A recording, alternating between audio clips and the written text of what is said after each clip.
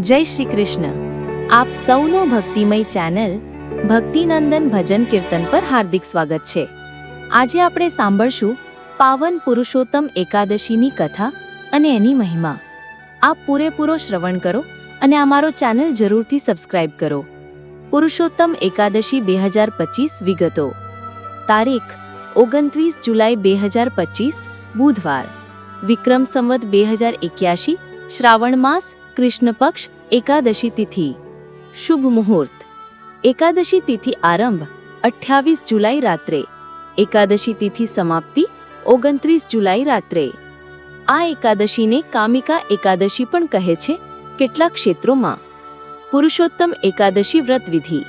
વ્રતનો સંકલ્પ કરો સવારે ઉઠીને. તુલસી પાસે દીવો શોખાવો અને ભગવાન વિષ્ણુની પ્રતિમા કે તસવીર પાસે ધૂપ દીપ અને ફૂર ચઢાવો. દિવસભર એકાદશીનો ઉપવાસ રાખો. ફળાહાર કે નિર્જળ. શ્રીમદ ભગવદ્ ગીતા પઠન કરો. ઓમ નમો ભગવતે વાસુદેવાય મંત્રનો જાપ કરો. રાત્રે જાગરણ કરો અને બીજે દિવસે દ્વાદશી તિથિએ કોઈ બ્રાહ્મણને દાન આપી વ્રત પૂર્ણ કરો. પુરુષોત્તમ એકાદશીની કથા. પૌરાણિક કથાના અનુસાર એક સમયની વાત છે, જગતમાં પાપોની ભરમાર હતી. દેવતાઓ દુઃખી હતા કે ધર્મ નષ્ટ થઈ રહ્યો છે. તેઓ બ્રહ્માજી પાસે ગયા અને બ્રહ્માજીએ ભગવાન વિષ્ણુ પાસે આ સમસ્યાનું નિવારણ માંગ્યું. ભગવાન વિષ્ણુએ કહ્યું કે એકદમ પવિત્ર એકાદશી છે જે પુરુષોત્તમ એકાદશી તરીકે ઓળખાય છે. જેમ શ્રીહરિ એમના સૌંદર્યથી યુક્ત છે તેમ આ એકાદશી પણ પાપોનો નાશક છે. સતયુગમાં એક રાજા હતા સુમન નામના. તેમણે જીવનભર ઘણા પાપ કરેલા, પણ અંતે પુરુષોત્તમ એકાદશીનું વ્રત લીધું. વ્રતના પ્રભાવથી તેમના સર્વ પાપ ભસ્મ થઈ ગયા અને અંતે તેમણે વૈકુંઠની પ્રાપ્તિ કરી. આ એકાદશી એ મહાવ્રત છે જે લોકોને સંસારથી મુક્તિ આપે છે. જેણે પણ શ્રદ્ધાથી આ કથાનું શ્રવણ કે પઠન કર્યું હોય તે વ્યક્તિના જીવનમાંથી દુઃખ, આર્થિક તકલીફો અને ભય દૂર થાય છે. અવશ્ય તમારું કહેલું સંક્ષિપ્ત રૂપ આપેલું છે અને હવે હું તેને એક સંપૂર્ણ, વિશદ, ભાવપૂર્ણ તથા પૌરાણિક શૈલીની લંબિત કથામાં રૂપાંતરિત કરી રહ્યો છું, જે તમારા YouTube ચેનલ ભક્તિનંદન ભજન કીર્તન માટે શ્રોતાઓને ભાવવૈભવથી ભરપૂર અનુભવ આપશે. સ્ક્રીન. પુરુષોત્તમ એકાદશી વ્રત કથા. સંપૂર્ણ પૌરાણિક કથા વિસ્તૃત. બેલ. શ્રાવણ માસના કૃષ્ણ પક્ષની એકાદશી તિથિએ મનાવાતી પુરુષોત્તમ એકાદશીનું મહત્વ એટલું ઊંડું છે કે જે પાપ પણ અગ્નિથી ભસ્મ ન થાય તે આ વ્રતથી નાશ પામે છે. આજે આપણે સાંભળશું એ પાવન કથા જેને સાંભળવાથી જ જીવન શુદ્ધ બની જાય છે. ઓમ. પ્રારંભ. ધર્મનો હ્રાસ અને દેવતાઓની વિપત્તિ. એક સમયની વાત છે. યુગ હતો. જીવનમાં ધર્મની પરિભાષા લુપ્ત થઈ રહી હતી. પૃથ્વી પર પાપ, લોભ, હિંસા, અનાચાર અને અંધકારનો હાહાકાર હતો. સત્પુરુષો દુઃખી અને દમિત જીવન જીવી રહ્યા હતા. દેવતાઓ પણ આ સ્થિતિ જોઈ વિખંડિત થયા. દેવતાઓએ મળીને ભગવાન બ્રહ્મા પાસે જઈ દુઃખ વ્યક્ત કર્યું. બોલી, હે પિતામહ, પૃથ્વી પર પાપ વધ્યો છે, ધર્મ વિલય પામે છે, શાંતિ ક્યાંય નથી, દયાનો લેશ પણ શેષ રહ્યો નથી. હવે શું કરવું? બ્રહ્માજી પોતે પણ ચિંતામાં મુકાઈ ગયા. તેઓ તરત જ બધા દેવતાઓને લઈ ચાલ્યા ગયા ક્ષીરસાગર ખાતે, જ્યાં ભગવાન શ્રી હરિ વિષ્ણુ યોગ નિદ્રામાં વિરાજમાન હતા. ફૂલ. શ્રી હરિનો ઉપદેશ. એકાદશીનો મહિમા.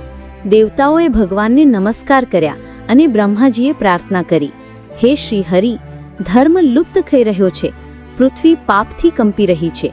કૃપા કરી કોઈ એવો ઉપાય જણાવો કે જે સર્વ પાપોને ભસ્મ કરી શકે અને જીવનમાં ફરી પ્રકાશ ફેલાય. હસી. શ્રી હરિ વિસ્મિત થઈ મુસ્કુરાવા લાગ્યા અને ભલે સ્વરે બોલ્યા, હે દેવગણો, શ્રાવણ માસના કૃષ્ણ પક્ષમાં આવતી એક પાવન તિથિ છે જેને પુરુષોત્તમ એકાદશી કહે છે.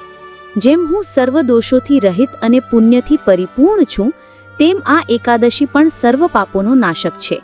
જે મનુષ્ય શ્રદ્ધાથી આ વ્રત કરે તે પોતાના જીવનના ઘોર પાપોથી પણ મુક્ત થઈ જાય છે. રાજા. રાજા સુમનની કથા. પાપમાંથી વૈકુંઠ સુધીનું યાત્રા. સતયુગની વાત છે. એક રાજા હતા, નામ હતું સુમન રાજા. તેઓ પરાક્રમી તો હતા, પણ ભોગવિલાસમાં જલમલાતા રહેતા. તેમનું જીવન દાંપત્ય દ્રોહ, શસ્ત્ર હિંસા, અતિભોજન, અસત્ય અને અઘોર કૃત્યોથી ભરેલું હતું. એક દિવસ રાજાને સ્વપ્નમાં એક ભયાનક દૃશ્ય દેખાયું. યમદૂતોએ તેમને બાંધી લીધા હતા અને દુર્ગંધિત અંધારકારમય યમલોક તરફ લઈ જઈ રહ્યા હતા. રાજા ચીસો પાડી પાડીને રડી રહ્યા હતા.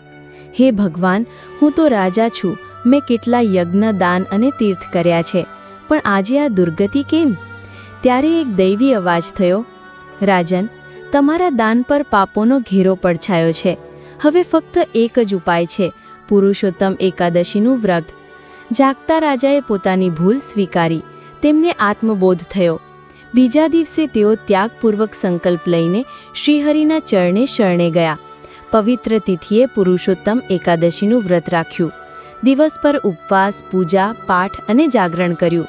સાંજ સુધીમાં તેમના મનનું શોષણ થઈ ગયું. તેમની અંતરાત્મા શાંત થઈ ગઈ. ચિત્તમાં એક અજાણી શાંતિ પ્રસરી હતી. અંતે ભગવાન વિષ્ણુએ તેમના સમક્ષ દર્શન આપ્યા અને કહ્યું, હે રાજન, હવે તું શુદ્ધ થઈ ગયો છે. તારા બધા કાપો ભસ્મ થઈ ગયા છે. તું વૈકુંઠ લોકનો પાત્ર છે. તે દિવસે રાજા સુમનનું શરીર યજ્ઞજ્વાળામાં વિલીન થયું અને આત્મા દૈવીતામાં વિલય પામ્યો. પુરુષોત્તમ એકાદશીનું ફળ અને શ્રવણનો લાભ. ભગવાન વિષ્ણુએ કહ્યું હતું કે જે મનુષ્ય શ્રદ્ધા અને ભક્તિપૂર્વક પુરુષોત્તમ એકાદશીનું વ્રત કરે છે કે સંભળાવે છે, તે સર્વ દેહકલા પાવન કરીને વૈકુંઠ લોકમાં સ્થાન પામે છે. આ વ્રતનો મહિમા ગંગા, ગાયત્રી અને તીર્થ સ્નાન કરતાં પણ વધુ છે. જે વ્યક્તિ માત્ર આ કથાનું શ્રવણ કરે છે, તેના ઘરમાં દુઃખ, દરિદ્રતા, રોગ કે દુર્ભાગ્ય નિવાસ નથી કરતા.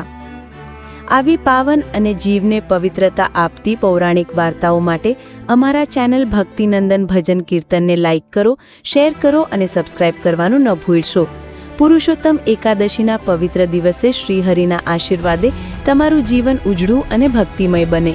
જય શ્રીહરિ, જય શ્રી કૃષ્ણ. જય શ્રીહરિ. આવી પવિત્ર અને આત્માને સ્પર્શી તેવી વાર્તાઓ, ભક્તિમય કીર્તન, ભજન અને સત્સંગને સુંદર પળો માણવા માટે આજે જોડાઓ આપણી યુટ્યુબ ચેનલ સાથે, ભક્તિનંદન ભજન કીર્તન. અહીં મળશે તમને ભક્તિથી ભરેલા કીર્તન, પૌરાણિક કથાઓ જે જીવનમાં પ્રકાશ લાવે, શાંતિ અને દિવ્ય આનંદ આપતા ભજનો અને સાચો સત્સંગનો સ્પર્શ. દરેક કથા અને ભજન એ શ્રીહરિના આશીર્વાદ છે, જે તમારા મનને શાંતિ આપે અને આત્માને પવિત્ર બનાવે. આજથી જ સબસ્ક્રાઇબ કરો, શેર કરો અને ભક્તિના માર્ગે જોડાઓ. તમારી સાથે છે ભક્તિનંદન ભજન કીર્તન, જ્યાં ભક્તિ છે જીવનનો શ્વાસ. જય શ્રી હરિ, જય શ્રી કૃષ્ણ.